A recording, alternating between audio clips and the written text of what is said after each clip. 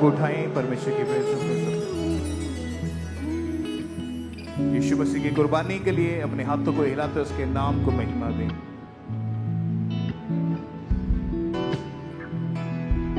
Thank you Jesus. धन्यवाद प्रभु यीशु मसीह। प्रभु यीशु मसीह के सामर्थी नाम में मांगते हैं, आमीन। तारीफ करें एक बार जोर से तालियों के साथ। आज खुदावंद के घर से आप अपनी आशीषों को, अपनी गवाहियों को लेके वापस जाएंगे यीशु मसीह के सामर्थी नाम में। हालेलुया। क्या विश्वास करते हैं? बाइबल में लिखा विश्वास करने वाले के लिए सब कुछ संभव है। अगर आपका विश्वास है वो चंगा कर सकता है, तो आज चंगाई आपकी है। अगर आप विश्वास करते हैं वो छुटकारा दे सकता है, तो छुटकारा लेके वापस जाओगे यीशु मसीह के सामर्थी नाम में। आइए सब जन बैठ जाएं, अपनी सीट्स को ग्रहण करें और परमेश्वर की महिमा के लिए कुछ गवाहियां जिनके जीवन में परमेश्वर ने अद्भुत रीति के साथ कार्य किए, तो अपनी सीट्स के ऊपर बैठें और आइए हम सब मिलकर उन गवाहियों को देखते हैं।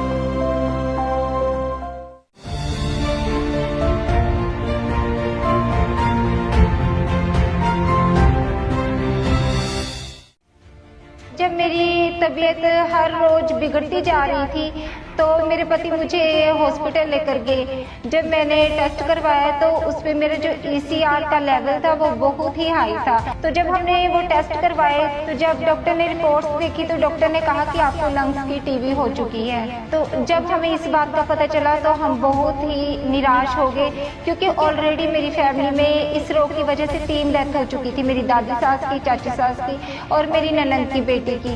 तो मैं खुद बहुत डिप्रेस रहने लगी।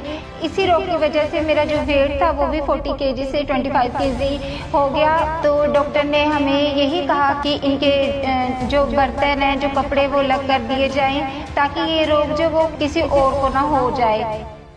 सभी को जय मसीह की। मेरा नाम डिम्पल है और ये मेरे हस्बैंड हैं, इनका नाम कंवलजीत है। हम डिस्ट्रिक्ट गुरदासपुर के रहने वाले हैं। आज मैं अपने जीवन की बहुत बड़ी गवाही देने जा रही हूँ।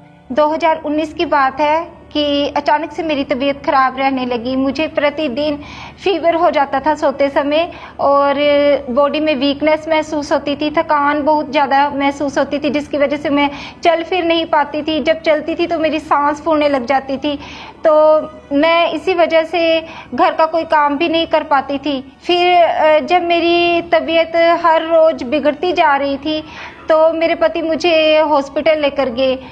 जब मैंने लोकल हॉस्पिटल से मेडिसिन ली लेकिन मुझे कोई फ़र्क नहीं पड़ा। फिर मेरे पति मुझे मकेरिया के प्राइवेट हॉस्पिटल में लेकर गए, वहाँ से भी मेरा ट्रीटमेंट चला।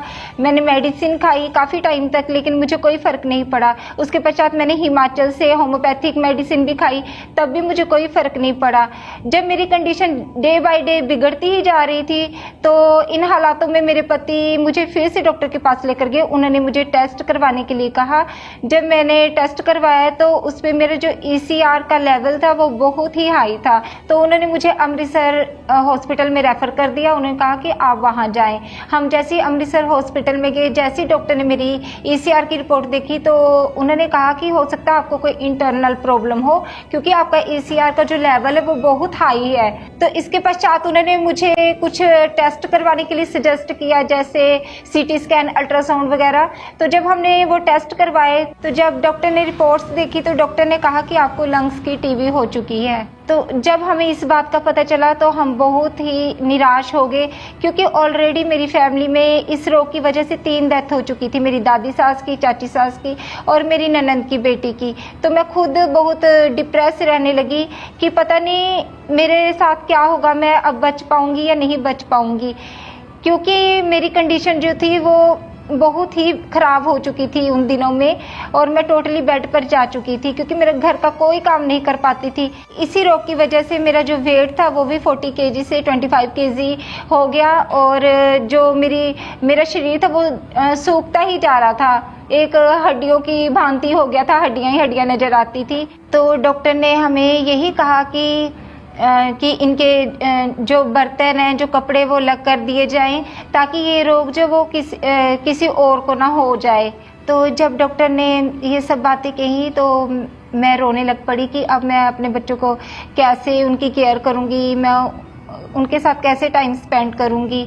तो ये चीज़ें जो थी सोच कर मैं रोती ही रहती थी। तो मेरे बच्चे भी रोते थे, वो भी जिद करते थे कि हमने मम्मा के पास जाना है, लेकिन वो नहीं आ पाते थे इसी रोग की वजह से। इन्हीं सब बातों के मद्देनज़र मन में बुरे बुरे ख्याल आते थे कि पता नहीं अगर मुझे कुछ हो गया तो कल को मेरे बच्चे कौन देखेगा, कौन उन्हें संभालेगा, कौन उनकी केयर करेगा। जब मेरी वाइफ को टीबी का रोग हो गया तो हम काफ़ी परेशान रहने लगे, और यही सोच सोच के डर लगता रहता था कि क्योंकि मेरी चाची जो थे उनकी भी डेथ हो चुकी थी, मेरी भांजी की भी डेथ हो चुकी थी, तो इसी बात को लेके हम बहुत परेशान रहते थे।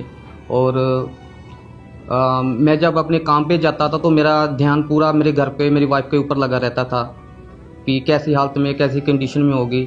और इस बीमारी की वजह से मुझे काफ़ी छुट्टियां करनी पड़ती थी, और कमाने वाला भी मैं था। मैं काम पे जाऊं जहां मैं घर में देखूं, ये बहुत ज़्यादा मुझे परेशान करी थी बातें। इसी बीमारी की वजह से घर का सब काम काज भी मुझे देखना पड़ता था, बच्चों को भी मुझे देखना पड़ता था, और ये इतने कमज़ोर हो चुके थे कि इनको टॉयलेट वॉशरूम भी मुझे खुद लेके जाना पड़ता था। मैं लगातार इनका ट्रीटमेंट करा रहा था, लेकिन इनको कोई फ़र्क नहीं पड़ रहा था। जब मेरी वाइफ की कंडीशन क्रिटिकल थी, उस दौरान भी मेरी वाइफ मुझे बोलते थे कि मुझे खामरा लेके चलो, क्योंकि मेरी वाइफ खामरा से ऑनलाइन पहले से जुड़े हुए थे। तो जब मैं इसको खामरा चर्च में लेके आया तो हमें बहुत ही आनंद मिला। मैं पहले विश्वास में नहीं था, और जब मैं खामरा चर्च में आया और लोगों की मैंने गवाहियों को सुना, और कैसे परमेश्वर उनकी लाइफ में, उनके जीवन में बड़े बड़े काम कर रहे हैं। बहुत सारे रोग जो थे लोगों के, उनको छोड़ के जा रहे थे। जब मैंने लोगों की गवाहियों को सुना और मुझे विश्वास हो गया कि हाँ, मेरी वाइफ भी जहाँ से ठीक हो सकती है, और हम लगातार परमेश्वर के घर में आते रहे। फिर दिसंबर 2023 को जब मैं ऑनलाइन मीटिंग देख रही थी, तब खुदा के दास ने जब सामर्थी प्रार्थना की। अपने हाथों को उठाओ। आज मैं प्रार्थना करता हूं प्रभु यीशु मसीह के नाम में हर एक बीमार के लिए, जितने बीमार आज इस चर्च में मौजूद हैं, ऑनलाइन मौजूद हैं, चर्चिस सब ब्रांचेस में दुनिया भर में मौजूद हैं। मैं प्रार्थना करता हूं यीशु मसीह के लहू को छिड़कता हुआ तुम्हारे ऊपर, यीशु मसीह के ब्लड से और उसके नाम से चंगे हो जाओ right now in Jesus name. उस सामर्थी प्रार्थना को जब मैंने पूरे फेथ के साथ अपने लिए रिसीव किया, तब से मेरी हीलिंग होना स्टार्ट हो गई। जो पहले मैं नहीं कर पाती थी, मैं वो भी काम करने लगी। घर का सारा काम भी करती हूँ, मुझे कोई पेन नहीं है, कोई थकावट नहीं है, कोई मुझे चक्कर नहीं आते। मैं पूरी रीति से हील हूँ, कोई फीवर नहीं, कोई लंग्स टीबी का रोग नहीं है। मैं बिना सहारे के टॉयलेट वॉशरूम भी जाती हूँ, घर का सारा काम भी करती हूँ और अपने बच्चों को भी संभालती हूँ। अब मैं पूरी तरह से हील हो चुकी हूँ, मुझे कोई रोग नहीं है। मैं और मेरा परिवार पूरी तरह से आनंदित है। और अब मेरी वाइफ पूरी रीति से हील हो चुकी है, और घर का सारा काम काज खुद करती है, और मुझे भी खाना बना के देते हैं, और मैं अपने काम पर अभी अच्छे से जा रहा हूँ। मुझे किसी भी तरह के हमारे घर में अब कोई प्रॉब्लम नहीं है, कोई परेशानी नहीं है। सो मैं एक बात कहना चाहता हूँ, और बहुत सारे लोग शायद सहमत भी होंगे और होना भी चाहिए, कि छू लैन पैर जदों खांबरे दी जूह नूं, मिलदी तसल्ली चैन आ जांदा रूह नूं। यसू दास इत्थे सच्चा ठहराया है, शैतान नूं अग लगदी। दास बचिया ते होरां नूं बचाया है, शैतान नूं अग लगदी, शैतान नूं अग लगदी।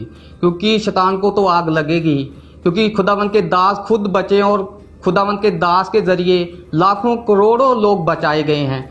तो जो लोग आज दुखों में, परेशानियों में, मैं उनसे यही कहूंगी कि खुदावंद के घर आओ, खुदावंद पर विश्वास रखो, जैसे मैंने विश्वास किया और खुदावंद ने अद्भुत कार्य मेरी लाइफ में किया।